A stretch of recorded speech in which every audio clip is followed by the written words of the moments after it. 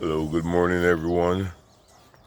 Um, this morning's episode of Come Out Things is going to deal with some things that are currently happening in Barbados that we need to think and analyze for ourselves. Now, as I keep bringing Come Out Things, I want you to know that I don't want you to feel that I am against government. I'm not against government because we need government in order that things must have a certain format. There must be rules and regulations, there must be laws to live by, there must be certain, things that we stick within, parameters that we as people stick within, and we must be guided. All right, but I'm not political, so I'm neither for the Barbados Labour Party, I'm not for the Democratic Labour Party, I'm not for any party. I am for people. And anything that affects people, I believe that we should be able to speak out about and ask for resolution as far as these things are concerned. Now, I want to look at the houses that are being given out by government. Some of them are Chinese houses. Some of them are, there's some houses in Drax Hall that people are speaking about.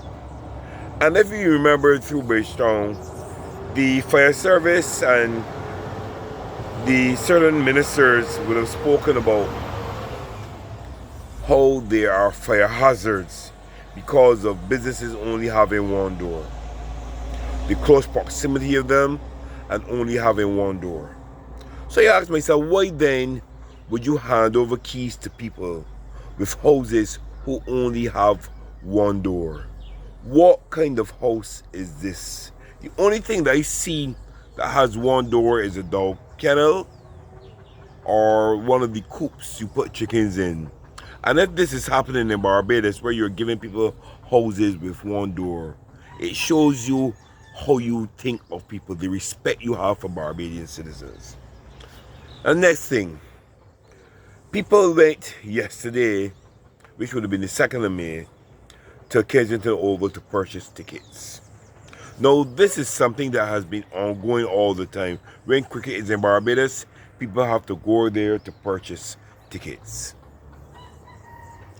But yet we still keep making the same mistakes all the time. People are in lines for hours. When they get near, ready to go to in the process of getting near the ticket booth, you have a band outside playing very hard, trying to entertain the people who are only coming to buy tickets. These people are only interested in tickets, they're not interested in entertainment. So it means though, the person in the booth cannot hear what you're saying, and you cannot hear what the person in the booth is saying, because the person in the booth is speaking through a very, very small hole. You can hardly see them. Next thing, you wait until it's time to sell tickets to say that the card machine is not working. So who wants to pay by credit card, debit card, whatever card, they can't pay and get in. And it has been frustrating to many people. Interviews were being done yesterday. I want to see if they're going to publicize the interviews, because a lot of the interviews were negative about the frustration and the long wait that people had to go through yesterday at Kensington Oval to get tickets. Come on, man. Time and time again, you keep doing the same thing over and over and over. All right. I want to speak about Drax Hall. Now, we would have heard the Prime Minister speaking about government's intentions for Drax Hall. But I want you all to know something. The reparations were being discussed relative to Drax Hall for a number of years. All right? For government now to come in, you remember this. They came in and they were going to acquire these lands to use as lots to sell to Barbadian people. But because of public outcry, they decided, no, we're going to sit back a bit. Now, our Prime Minister loves publicity. And she likes good publicity. She's not a person who can take criticism.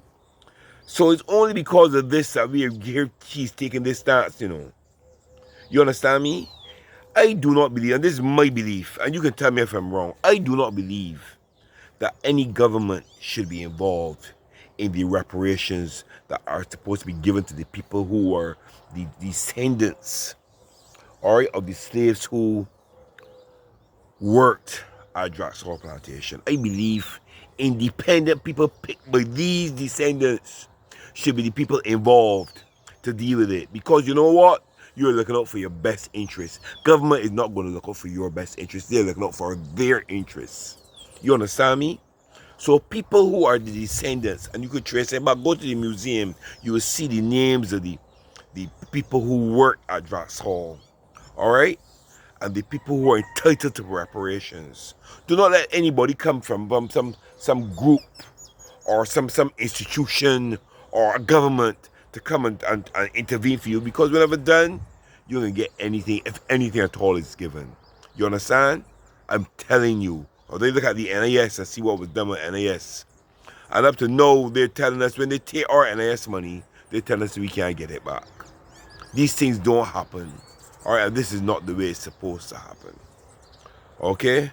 I want you people, please, that when you hear things, take stock of them, listen for yourselves, do your own research. All right? Anything that you have that you feel that you should be aired here on this program, you can contact me via WhatsApp at 845-2557. That is 1246-845-2557. Or you can call me directly at 1246-282-0602. Okay? If you believe you have something that is of interest and that Barbadians need to know, contact me at that number, please. Okay? At those numbers I've just given you. And remember, Come Out Things is not about hitting at people personally. If a person has done something that is so damning that it will affect Barbadians in the whole, I will speak about this. But it's not about gossip. It's not about this body here, you hear this body do this and that. We are not that low. We are not one of those blogs that do this kind of thing. We are interested in things that affect Barbadians, affect people, and so that people in the world will know what is going on in Barbados. Because Barbados is not what we think it to be. It looks beautiful, all right? But a lot of corruption goes on here. A lot of underhanded things go on here. People are being taken advantage of here as far as the legal system is concerned. It takes years for people to receive any form of resolution in the law courts, and people purposely take long times to make sure that people's cases are brought. So all kinds of things happen. People pass away. You understand? People forget things. All this kind of thing. And the maxim justice delayed is justice denied is used here in Barbados for people to achieve certain things. All right? So when you look at Barbados, there's a lot going on behind the scenes. All right, everyone. This is me for this morning.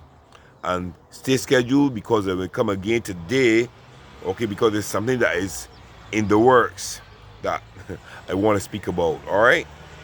And before I go, I don't know if any of you would have heard that the Attorney General is saying that there has been a terrorist threat.